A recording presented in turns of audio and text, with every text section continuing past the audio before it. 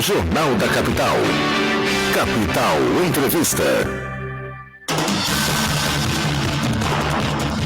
Bem, eu recebo com muita alegria aqui nos estúdios da Capital FM a psicóloga Sani Neves. E a gente pediu para a produção do programa para trazer aqui uma psicóloga, uma psiquiatra, exatamente para a gente conversar sobre esse aumento no número de suicídios, não só em Mato Grosso, como no Brasil inteiro. O homem é um dos poucos animais que se mata, né? Sim. Por que está acontecendo isso e por que a orientação mudou? Porque nós, jornalistas, sempre fomos orientados o seguinte: olha, não divulgue notícia de suicídio, a não ser que seja uma notícia de uma autoridade. Por exemplo, Getúlio Vargas suicidou, não tem como não divulgar. Exatamente, as celebridades, né? Celebridades. Então... Agora, fora isso, a população não. E hoje a psicologia, a ciência manda o seguinte: não, tem que conversar sobre o suicídio. Exatamente. Eu fui criado assim, com medo de falar de suicídio, porque será que vai estimular falando do suicídio e tal? Sani Neves, uma especialista, psicóloga, obrigado pela presença. Bom dia, Antero, bom dia aos ouvintes. Bem, inicialmente eu gostaria de dizer que o suicídio, ele é um problema de saúde mundial. São a cada 40 segundos, uma pessoa comete suicídio no mundo, ou seja, tornou-se um problema preocupante para todas as autoridades mundiais de saúde pública. Então, o que acontece hoje? Nós somos orientados a falar sim sobre suicídio. O que é orientado, né, a Organização Mundial de Saúde orienta e recomenda é que a mídia não exponha a forma como o suicídio ocorreu. Por quê? Isso pode causar um efeito contagiante em outras pessoas que já estejam com pensamento, com ideação suicida. O que é isso? A pessoa já não está bem, está pensando em suicídio, e ela vê o modo como uma pessoa cometeu suicídio e ela vai lá e tenta fazer igual. Então, a sugestão é que a gente fale, oriente, informe a população e sempre tendo cuidado, a cautela de não expor a forma como o suicídio de determinada pessoa aconteceu. Tá. Nós tivemos aqui um exemplo recente de uma pessoa que se suicidou e de uma outra que foi salva aqui no conhecido Portão do Inferno, sim, na rodovia Emanuel Pinheiro, que liga Cuiabá a Chapada dos Guimarães. E foi colocada ali uma frase, olha, uma frase estimulando que a vida é bela, não sei. Eu, lendo a frase com o trauma de que, olha, não deve falar de suicídio, mas será que a frase não estimula? Então, a questão daquela frase é o seguinte, bem, eu vou expor a minha opinião. Aquela frase, ela não tem efeito para quem está decidido a cometer suicídio. Tanto é que o rapaz parou diante da faixa e ia ali cometendo um ato. O que nós precisamos fazer? É levar a sério a depressão, que é a principal causa do suicídio. A Organização Mundial da Saúde já previa há algum tempo que a depressão seria a doença mais incapacitante de 2020. E sendo a principal causa do suicídio, nós devemos olhar para a depressão como uma doença séria. Não é uma questão de falta de Deus, como muitas pessoas ainda falam e acreditam, né? Falta de Deus, por isso que tentou o suicídio. Não, há por trás disso questões multifatoriais. Não só a depressão, outras questões da vida dessa pessoa que, somadas à depressão ou outro transtorno mental, a levou ao desespero e nessa tentativa de acabar com o seu sofrimento, ela acaba buscando o suicídio. Então, é possível prevenir o suicídio levando a sério a questão da saúde mental, buscando tratamento adequado com psicólogos, psiquiatras, para identificar, né, confirmar um diagnóstico e fazer o tratamento correto. E essa questão da depressão, como é que identifica o pai e a mãe que está nos ouvindo? Porque, às vezes, o filho, o neto, a neta está com depressão e você não percebe. Como é que percebe que a pessoa está com depressão? Até mesmo. E como abordar isso? Até mesmo pessoas idosas, né, passam a ter depressão e ninguém percebe. O que vocês podem prestar atenção em casa?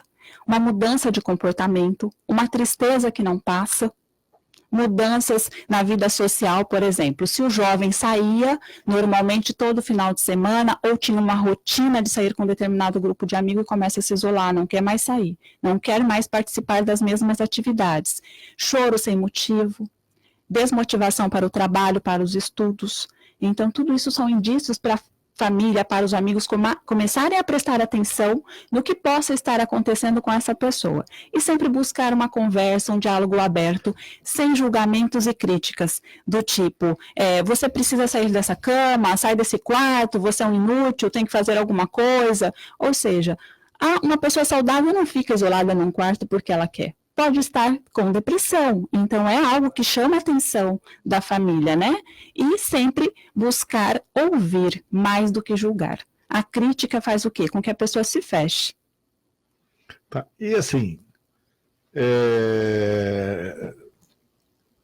a juventude, né? Principalmente é uma idade em que fala que é a idade da aborrecência, né? Do que é a idade do adolescente. Sim. Né? A gente é muito preocupado com determinados estereótipos que a sociedade forma sobre a gente. Por exemplo, Tércio, está gordo, está não sei o quê, etc e tal. Isso pode levar à depressão e levar depois a essas situações? Sim, o bullying, inclusive as comparações. Com esse tratamento dentro de casa, como é que é isso? O bullying, as comparações, as redes sociais que impõem, né, como você deve ser, como você deve agir, o que você deve vestir para fazer parte de um grupo. Tudo isso caracteriza o quê? Uma falta de sentido na vida. Quando a pessoa está sem sentido, o que ela quer fazer? Ela quer se completar de outras formas. E muitas vezes buscando comportamentos para fazer parte de grupos que não são os grupos dela, os grupos sociais, socioeconômicos, gerando ainda mais sofrimento mental.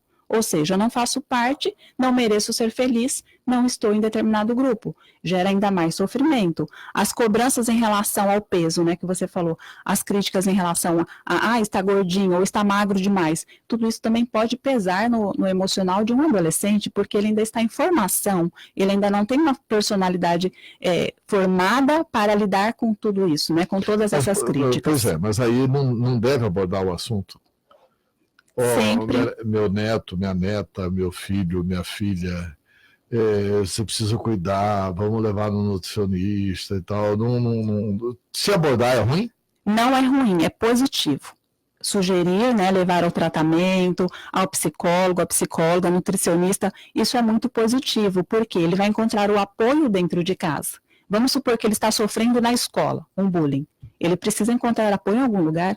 Muitas vezes ele chega para queixar com os pais e os pais não acolhem, criticam, dizem muitas vezes, na minha época era assim, eu não sofri, eu superei, eu estou aqui. Será que você superou mesmo? Eu pergunto, né? Muitos adultos, eles gostam de impor assim, né, para os adolescentes. Você é bobo, não dê importância para isso. Mas são pessoas que também estão com a autoestima ferida, que sofreram bullying lá no passado. Só não tinha esse nome. Essa questão da depressão é alguma deficiência química que causa esse problema na saúde mental? São várias questões que serão avaliadas por um profissional da saúde mental, além dos fatores hereditários, a questão bioquímica e a questão atual, relacional, que essa pessoa está vivendo no momento. Por exemplo, desemprego é preocupante, né? Jovens que estão tentando vestibular e não passam, tentam novamente, não passam. É uma questão que ele está vivendo e está causando sofrimento? Então, pode desencadear a depressão. Se já tiver uma depressão e acontece, isso também pode agravar. São fatores que relacionados poderão piorar o sofrimento mental. Tá. E aquele tabu que existia na sociedade? Hoje é menos, mas ainda existe. Eu não vou procurar psicólogo, eu não vou procurar psiquiatra, isso é coisa de louco. E esse tabu? Ainda existe, mas eu observo que está reduzindo. Está reduzindo, sim, mas... Porque hoje é muito difícil uma família que não tenha pelo menos um membro que esteja com depressão, um vizinho, um amigo que esteja passando por uma questão de doença mental. Então, cada vez mais a sociedade está percebendo que é uma doença séria, sim. Nós estamos durante o mês de janeiro, tem uma campanha muito importante acontecendo, que é o mês de janeiro branco. Não sei se vocês já ouviram falar, mas é uma campanha que iniciou em Minas Gerais, foi elaborada, criada por um psicólogo chamado Leonardo Abraão, em 2014, e já está até mesmo em outros países, que é uma forma de divulgar, de informar a população a respeito da importância de estar atenta à saúde mental. Como que a comunicação podia ajudar nisso? Como que nós, do rádio, da televisão, do jornal, da rede social, nós da imprensa, que não temos o profissionalismo de um psicólogo, de um psiquiatra, como é que a gente pode ajudar nisso? Sempre trazendo profissionais que são experientes, que têm know-how no assunto para informar, para divulgar, né? Cada vez que uma mídia traz um profissional, é uma oportunidade que a população tem de ouvir, de se reconhecer ali, de identificar o que ela está vivendo, porque muitas vezes uma pessoa está lá em casa, triste, está sozinha, está sentindo medo, né, e não sabe o que está acontecendo com ela. Então, quando ela ouve através da rádio, da TV, lê um jornal, é um meio dela se identificar ali, falar, nossa, então é isso que está acontecendo comigo, é uma doença e eu vou buscar tratamento. Eu estou entrevistando aqui a psicóloga Sani Neves e tem uma pergunta para a senhora aqui, vamos ouvir.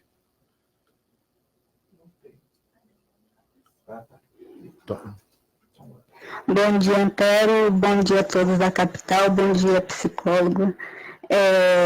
Parabéns à Rádio Capital por abordar esse tema muito importante, porque no Brasil inteiro está acontecendo muito caso de suicídio e assim, os índices são alarmantes mesmo, assim, de pessoas que estão com depressão, com ansiedade e outras doenças mentais também, que acaba por um ato de desespero chegando ao suicídio, né?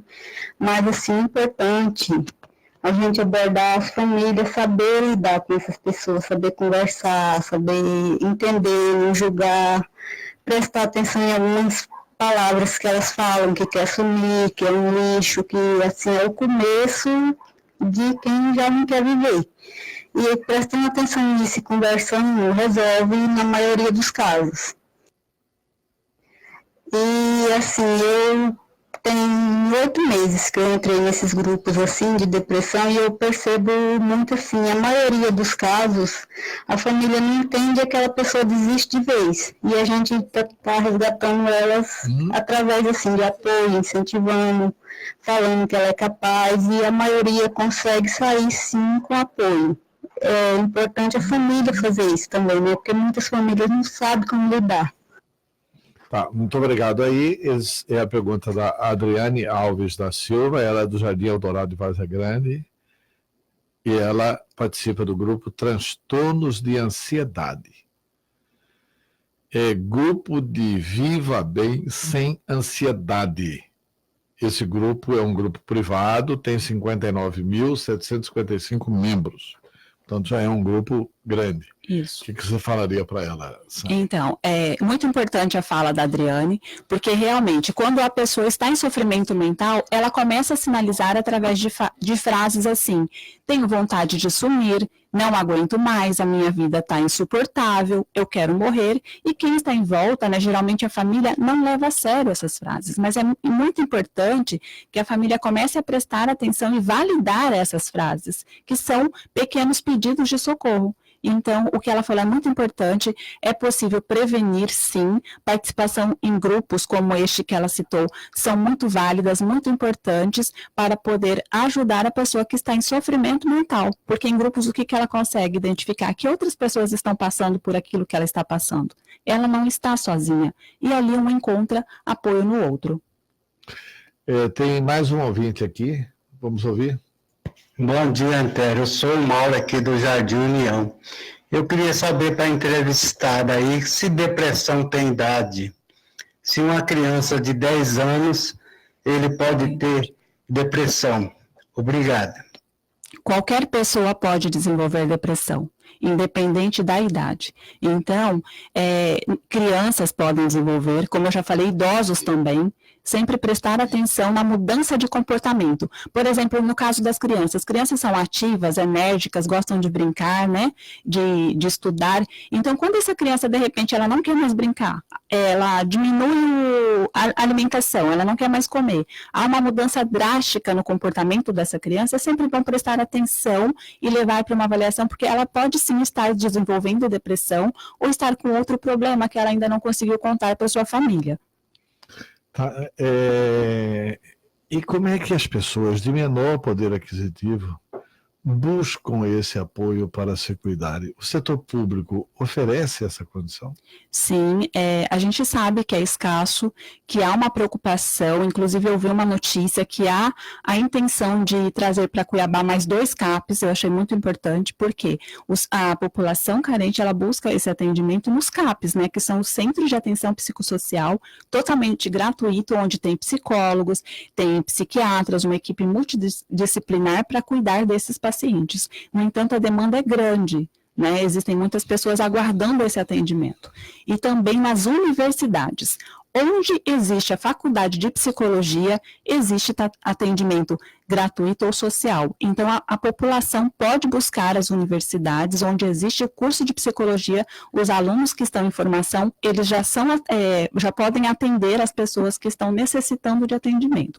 E alguns profissionais, como eu também, tem alguns horários que a gente atende por valor social. Como que esse atendimento? A pessoa chega, ela informa qual a renda dela, o quanto ela pode pagar, e a gente oferece esse atendimento para essas pessoas que não poderiam pagar um valor normal de uma sessão particular.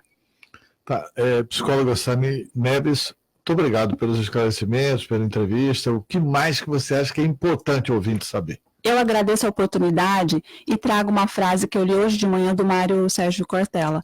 Ele disse que a felicidade, ela é algo que não é constante. Assim como a nossa respiração, a gente só percebe a nossa respiração quando falta o ar. Então, para a gente valorizar os momentos de felicidade, mas também os de tristeza. A felicidade não é constante, mas a gente consegue passar pelos momentos difíceis e voltar a ser feliz para valorizá-la. Não priorizar a felicidade constante. Muitas pessoas pensam que viver bem é estar sempre feliz. A vida não é isso. Tem seus altos e baixos. Então, aprender a lidar com isso é uma forma de prevenir a nossa saúde mental. Ok, muito obrigado pela entrevista. Nós entrevistamos aqui a psicóloga Sani Neves, que está recomendando que a gente tem que conversar, tem que falar abertamente sobre o assunto suicídio. Muito obrigado pelos esclarecimentos, pela aula, e a gente vai te convidar para você vir mais rotineiramente aqui. Muito obrigado. Muito obrigada, até a próxima.